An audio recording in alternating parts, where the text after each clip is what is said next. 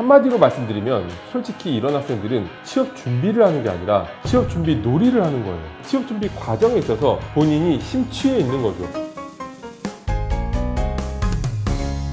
얼마 전에 취준생 한 분이 상담을 왔어요. 서울 밖에 수도권 안에 있는 학교였는데 낮은 학점, 낮은 어학 점수, 좋은 스펙이라고 하기는 어려운 상황이었습니다. 그런데 그 학생이 고집이 있었어요. 어떤 고집이 있었냐면 아모레퍼시픽하고 LG생활건강 같은 뷰티 대기업 아니면 넣지를 않겠다. 그렇게 해서는 취업하기 어렵다라고 설득을 해도 다른 기업은 넣지 않는다라는 어떤 소신을 명확하게 밝히더라고요. 자소서하고 면접 준비를 제대로 하면 갈 수 있지 않겠냐. 그것 때문에 상담을 온 거다라고 하는데 드릴 말씀이 없었습니다. 한마디로 말씀드리면 솔직히 이런 학생들은 취업 준비를 하는 게 아니라 취업 준비 놀이를 하는 거예요. 취업 준비 과정에 있어서 본인이 심취해 있는 거죠. 사실 취업 상담을 하게 되면 지원 직무와 업계 설정을 얼마만큼 제한적으로 해야 되는지에 대한 질문을 많이 받게 돼요. 그렇다면 우리는 과연 하나의 업계와 하나의 직무만 설정해서 지원을 해야 하는 것인가? 그 부분에 있어서 그렇게 해야 본인의 전문성을 어필할 수 있다는 논리를 펼치는 분들이 꽤나 많이 계신 걸 보고 깜짝 놀랐어요. 제가 그분들이 말씀하시는 전문성의 실체와 범위에 대해서 분명하게 말씀드리고 제가 던진 이 주제에 대해서 명확한 해법을 드리도록 하겠습니다. 먼저 발생할 수 있는 다양한 문제 상황에 대해서 말씀드릴게요. 과연 특정 직무, 특정 업계만 지원을 하면은 취업이 가능할 것인가? 설정 업계가 굉장히 넓은 범위라면 뭐 그럴 수도 있죠. 나는 금융권만 갈 거야 라고 생각하신다면 금융권이 범위가 넓죠. 보험, 증권, 은행, 카드,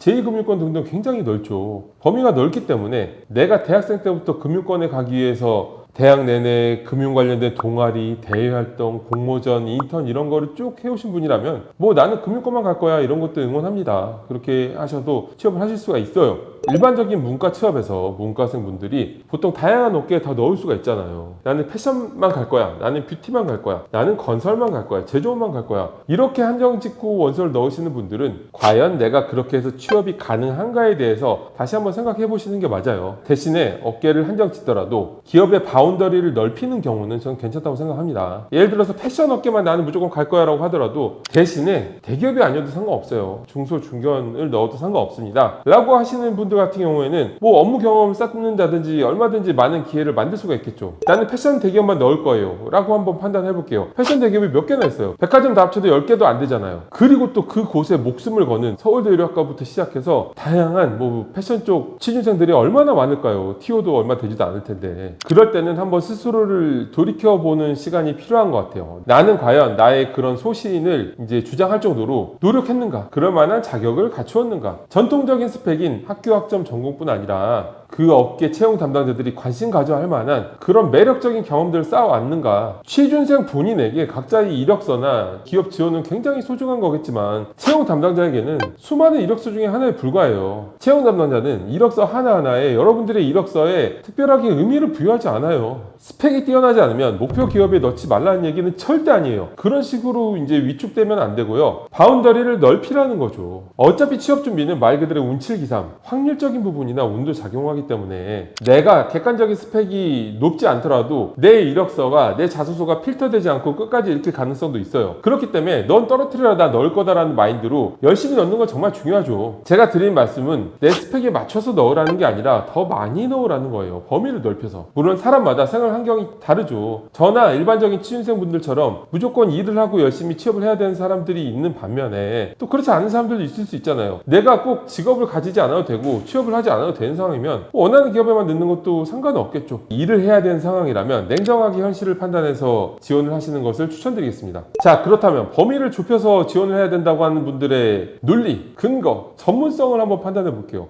무작위로 지원하면 전문성이 떨어져 볼 수 있다. 과연 그럴 것인가? 전문성을 쌓아 올리는 건 취업 준비 기간에 하는 게 아니라 여러분들이 대학생활 내내 하는 거예요. 조금 전에 예로 드렸던 금융권 취업을 위해서 대학 내내 이제 금융 관련된 동아리 활동, 대외 활동, 뭐 공모전, 인턴 이런 걸 하는 게 전문성 쌓아 올리는 거지. 자소서 면접에서 직무 관련된 전문성을 쌓아 올릴 수 있는 게 뭐가 있어요? 이미 무언가를 준비하고 쌓아 올리는 시기는 끝났어요. 졸업 시즌에 더 이상 뭐를 할 수 있을까요? 취업 준비는 일반적으로 서류 전형, 인적성, 면접으로 진행이 되죠. 서류 전형에 있어서 자소서 항목들에 업계마다 직무마다 다르게 써야 할 것들이 얼마나 있나요? 성장 과정, 협업, 개선 이런 것들은 본인의 특정 역량을 스토리텔링 하는 거기 때문에 직무나 업계마다 다르게 하는 게 절대 아니고요. 지원동기 입사업후보에서 여러분들이 외워서 지식을 테스트 받는 게 아니라 오픈북이야. 인터넷 서칭하면서 내가 찾고 싶은 정보 찾으면서 몇 문장 넣으면 되는 거예요. 그 안에 여러분들이 업계나 직무를 미리 특정 짓고 전문성을 쌓아 올려야 할 부분이 얼마나 있겠어요. 인적성은 말할 게 없지. 인적성이 직무마다 업계마다 다르나요? 면접 때 직무 관련된 질문, 업계 관련된 질문, 문과 직무 한정에서는 그렇게 많이 나오지 않아요. 나온다고 해도 이미 정해진 것들이기 때문에 그냥 면접이 잡히면 그 회사 면접 대비를 하면 됩니다. 결국에는 여러 업계를 동시에 지원하는 것에 있어서 내가 취업에 유리해질 수는 있지만 전문성 관련된 이슈나 내가 손해볼 건 하나도 없는 거예요.